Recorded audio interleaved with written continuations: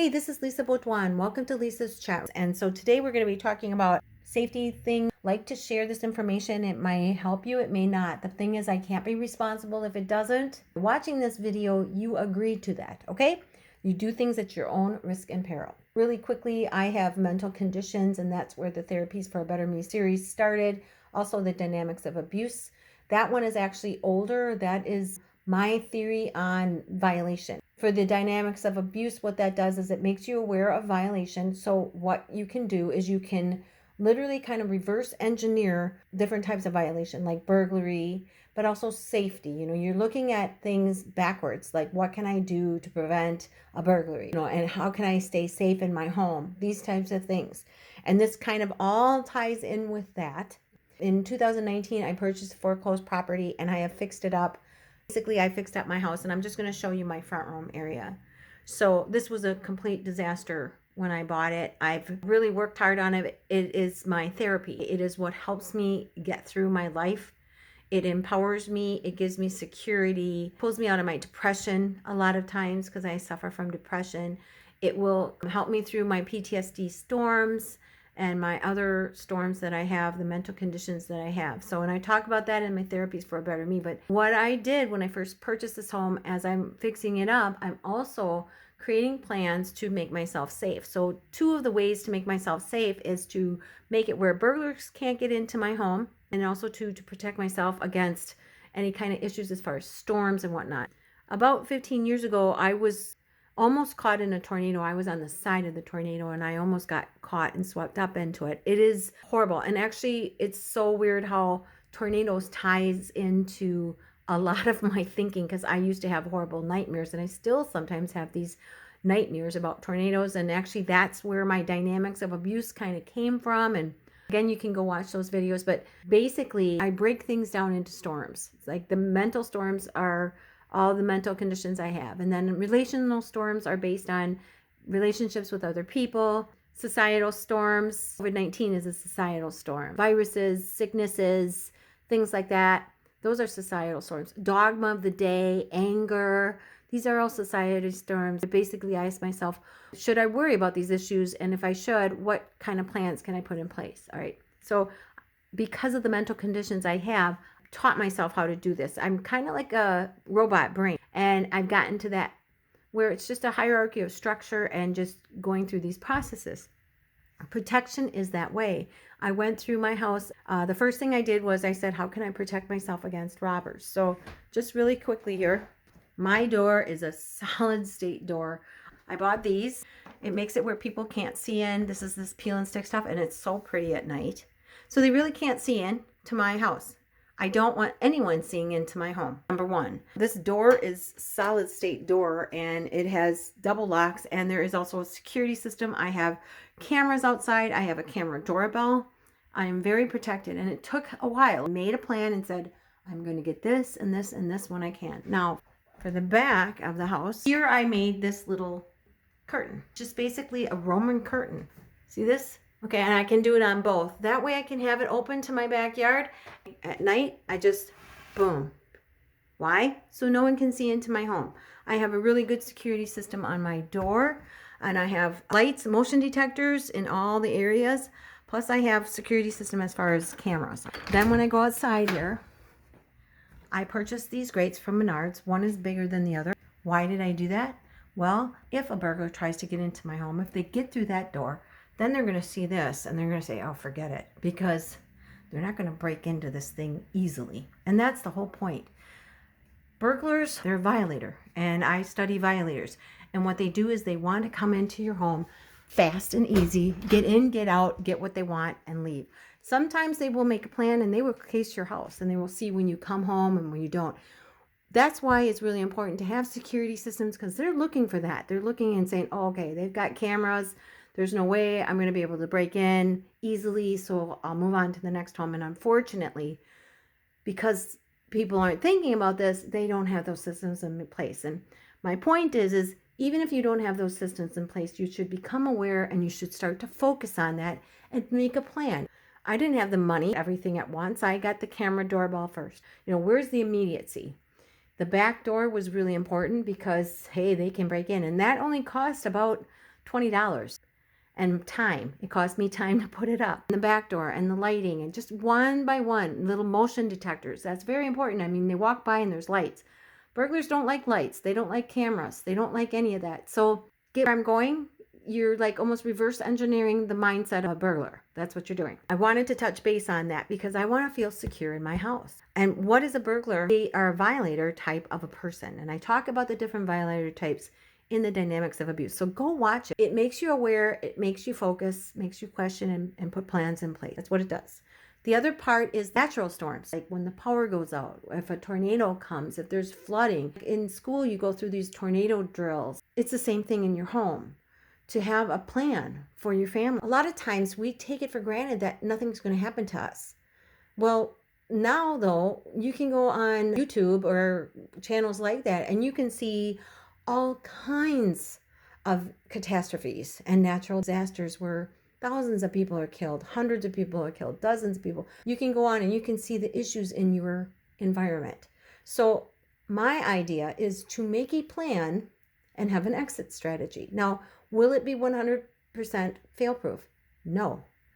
In order to evade a tornado, you really do have to be very, very prepared. You have to understand the dynamics of a tornado, but also too, you have to understand the devastation of a tornado. So you have to make a plan. What am I going to do if a tornado hits my house? What am I going to do if I'm outside driving in a car? What am I going to do? And it's kind of like when you take defensive driving. I think defensive driving is one of the best classes you can take because it teaches you, what am I going to do if someone comes this way and goes to hit me, or it comes this way, goes to hit me? Honestly, if you think about this, accidents happen because we're not being mindful most of the time. Either the people that hit us or the things that are coming to us, we need to be mindful. Really, defensive driving is a really great course to take. Now, in the home, you have to just set up a plan. You should understand tornadoes. If you're in a tornado environment where tornadoes can produce, floods can happen anywhere. What are you going to do if there's a flood? Do you have an exit strategy to get to higher ground? What do you do? Depending upon where you are, if I lived in New Orleans, I'd have a raft. I'd have some kind of a floating device.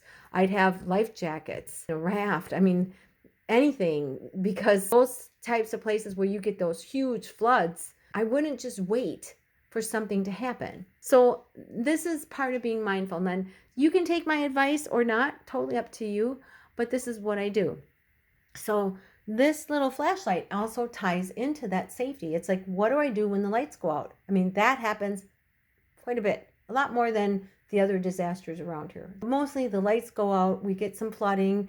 Once in a while we get a tornado here, and in Racine County we'll get tornadoes. Yes, people don't believe it, but we do. In Kenosha County, Milwaukee, Burlington, usually come through the west, but we've had water spouts on Lake Michigan.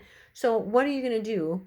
And what are you going to do out there if you're outside? And what are you going to do when you're in here? So this is a great tool to have. I can guarantee you that every single time I go to look for a flashlight when I really need it, for some reason, I can't find it. Now, I have certain places that I put certain things, but I can never find the flashlight. So this is great because there's 4 different ways you can use this thing. First of all, you could set it on a counter. So I could set it up there, okay? Second, if you turn it around, you have a place where you can put a hanger on the wall. You have the peel and stick Velcro, so you could have it on a wall or whatever, and then you can take it off. Or you can put it on refrigerator. And so now what I'm going to do is I'm going to show you on my refrigerator. I have it right here. So that is there all the time. That way I know it's there all the time, and I can just quickly grab it in case of an emergency. I also have them in strategic places in the basement, so that in case I just have to fly downstairs and I don't have time to grab this, I'm down in the basement. The other thing I think that's important is that you have what they call a file of life. So the file of life, what that is it sits on your refrigerator, and if you have emergency response people that come, I think they're trained to look for this or ask about this, maybe not, depending upon the circumstance and the emergency. Your emergency contact person should know. You should tell them you have this and it's sitting on your refrigerator or you have it somewhere. Personally, I like it right here on my refrigerator. This is the side of the refrigerator. I like it right here. Now, if you can't get one of these, you could look them up and see in your county. This was free for me. I was at some kind of fairs where the emergency response people were. But if you can't get that, and even for now, use a placeholder instead. And a placeholder is something that you use till you can get what you need. Use an envelope and write File of Life in big letters with marker or red pen or something, and then attach it to your refrigerator. That way it's always there. Make sure you tell the emergency contact person that you've given to the doctors or the hospital. They should have that information. The other thing I do is downstairs in my tool area, which I show on my videos and on my house and home, I have a little thing down there that has all kinds of little tidbits about things that might be needed to know about this home in case something would happen. I have an exercise bicycle that I kept trying to put the stupid left pedal on. Treads, it's usually righty-tighty, lefty-loosey. This is threaded left. Things like that. Even like the colored paints that I've used. Any kind of issues, any things, any updates that I've done. You know, the camera doorbell, how that works, where it's hooked up.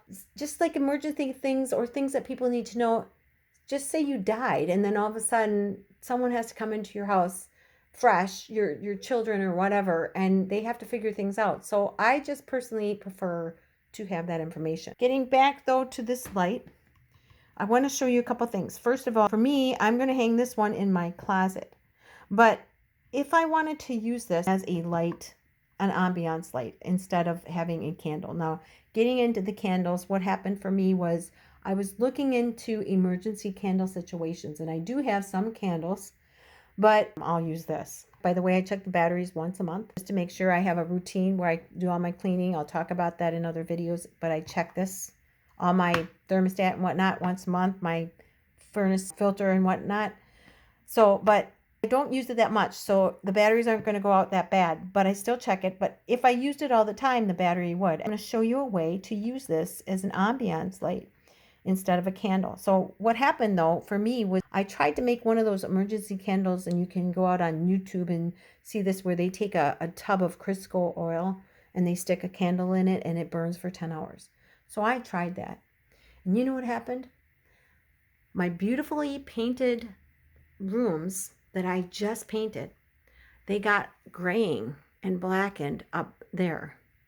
And the blinds, anything white plastic, got black, this black debris. Oh my gosh, I was not happy. It's very hard to remove it. I'm still removing it, and I'll probably just end up repainting my house in another couple years just to get it a fresh start. And again, it's placeholders. I run around like the Tasmanian devil, and I just go through and say, what can I do to improve this room? What can I do to improve this room? And I'll put placeholders in place, and then eventually I'll do whatever I want to make it better when I got the money. That was my experience with the candles. And honestly, I don't like candles. They're dangerous if you fall asleep. The way that they're doing them now, they're safer, of course. But for me, I don't want something burning in my house. So a couple things I have here is I have this little nifty fireplace. It's fake. I've had it for, I don't know, a long time. I got it at Menards years ago. And so I like this. That gives me some ambiance lighting. It has a little sound. You hear that? It actually puts me to sleep if I'm sitting on my couch. And then I have this. So what I can do with this is I can take and I can put any color of Post-it notes, and I just cut them to fit. And this is what you could do. You could actually even take some color paper of your choice, and you can put that on there, and then you can turn it on. How pretty is that? You set it on a counter. So you could actually put a couple layers on there and make it where it's not as bright. So you just have like a little night light. If I was going to use it for that, that's what I would do. For this one, I'm using it in my closet. So I'm actually going to do the Velcro. I'm going to try the Velcro, and I'm going to try that and see if that works, which I'm sure it will. So let's try it. So this is my closet, and if you follow me, you'll know that I have allergies to formaldehyde, and I'm doing things to make it where formaldehyde, if it gets in my home, it's not covering everything. Formaldehyde's a chemical. It gets all over the place. Go watch my videos about that. This is my closet. I will do a review on these in the future. They look kind of clumsy right here, but that's because the flooring isn't right. So I will do a review, and by the way, these are the 12 by 12 by 12s. They have the longer ones, and I actually have those downstairs. Honestly, I wish I would have bought the longer ones for here, but now I kind of like this because I have this stuff hanging here. So anyway, what I'm going to do is I'm going to actually hang this. I want to put it right there. There we go. There. So the off is there and the on is here. And I might leave something on here because it is bright, but I put it there so that strategically it's not like blinding me when I turn it on. And then I can just turn it off. So that works really good. Okay, last thing I want to talk about is smells, because people buy candles for smell, right? So what I did was, here, I bought this thing at the dollar store. I really loved it. $5. It's great. Problem is this flour is really not good, and it's collecting dust, chemicals, and whatnot. So what you can do, and what I do, is I take that out, and you can put in, and this one's actually kind of dirty. You can put that in, and what will happen is it will get like this. Now, I made this one out of a garlic jar. I use organic garlic, not cooked, fresh organic garlic 3 times a week in my protein smoothie. It's a great detox. Talk about it in other videos, but I use this, and then what I do is drill a hole, and I paint the top, and I put a stick in. I'm using lavender in here, and I made that color the color of lavender. You could write lavender. You wouldn't have to paint it. Oils that you're using, or tape that to the side.